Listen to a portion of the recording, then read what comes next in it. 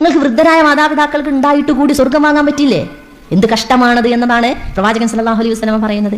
വിശുദ്ധ ഖുർആനിൽ പറയുന്നുണ്ട്, നിങ്ങൾ എവിടേക്കാണ് മടങ്ങുന്നത്? നമ്മൾക്കിങ്ങനെ ശൈശവമാകും അല്ലേ, പിന്നീട് ബാല്യമാവും, പിന്നീട് നിങ്ങൾക്ക് കൗമാരത്തിലേക്ക് നിങ്ങൾ വളരും, പിന്നെ നിങ്ങൾ യൗവനത്തിലേക്ക് വളരും, പിന്നെ നിങ്ങൾ മധ്യവയസ്കതയിലേക്ക് വളരും, പിന്നെ നിങ്ങൾക്ക് വാർദ്ധക്യത്തിലേക്ക് വളരും, പിന്നെ നിങ്ങൾ മുകളിലേക്ക് വളരുകയല്ല ചെയ്യുക, താഴേക്ക് നിങ്ങൾ വളയുകയാണ് ചെയ്യുക. എവിടേക്ക്? നിങ്ങൾ ശൈശവത്തിലേക്ക് വളയും. എല്ലാ മനുഷ്യനും പിന്നെ മുകളിലേക്ക് വളരുകയല്ല ചെയ്യുക, താഴേക്കാണ് എന്ത് ചെയ്യുക? വളയുക. അപ്പോൾ നിങ്ങൾ ശൈശവത്തിൽ മൂത്രമൊഴിച്ചതുപോലെ ബെഡിൽ മൂത്രമൊഴിക്കും. നിങ്ങൾ പല്ലില്ലാത്ത മോണ കാട്ടി ചിരിച്ചതുപോലെ ചിരിക്കാൻ തുടങ്ങും.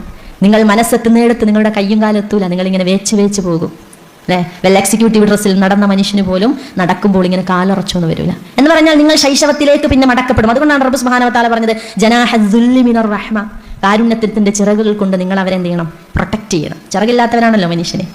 എന്തിനാ നമ്മൾ കാരുണ്യത്തിന്റെ ചിറക് എന്ന് കാവ്യാത്മകമായി റബ്ബ് സുബ്ഹാനഹു വ തആല പറഞ്ഞത്? നിങ്ങൾക്ക് അവരുടെ ബാങ്ക് അക്കൗണ്ടിൽ എത്ര പൈസയുണ്ട് എന്നതിനേക്കാളും അപ്പുറത്തേക്ക് നിങ്ങളുടെ സമയവും സാമീപ്യവും വർത്തമാനവും ചേർത്തുപിടിക്കലുകളും ഏറ്റവും ആഗ്രഹിക്കുന്ന ഒരു സമയത്ത് അവർ മുഖേന സ്വർഗത്തിൽ പ്രവേശിക്കുവാൻ നിങ്ങൾക്ക് സാധിക്കണം.